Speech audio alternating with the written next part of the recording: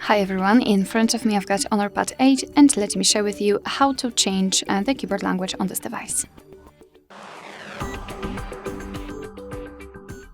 So let's open the app which will provide you with the keyboard. So for example, messages, notes, browser, whatever, just have the keyboard on the screen. And now all we have to do is to open the options. I cannot see them here, so let's tap on the three dots icon and enter the settings. Now let's tap on the languages. And as you can see, we've got this list divided into two different sections. The first one, your languages, which are currently applied, and pre-installed languages, which we can apply. So all you have to do is to find the language you'd like to use and tap on it. Let me pick maybe Greek. Just tap. Your device will apply the Greek to this top section. We have to wait a second until it will be maybe not downloaded, but uploaded, kind of. So here, whoa, what happened?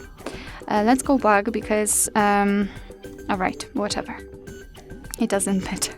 All I wanted to show you is that currently we've got two languages applied to this list.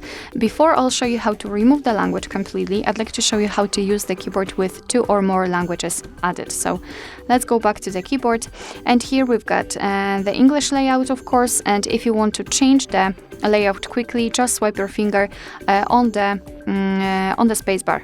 Just almost. Just like that.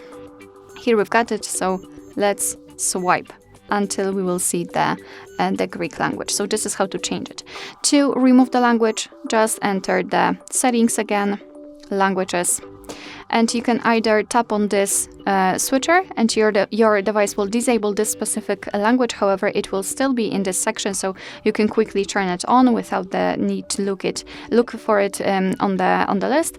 And you can completely remove it just by tapping on it and hold it, and then tap on delete. And here we've got only one language applied. Alright, so that will be all. Thank you so much for watching. I hope that this video was helpful, and if it was, please hit the subscribe button and leave the thumbs up.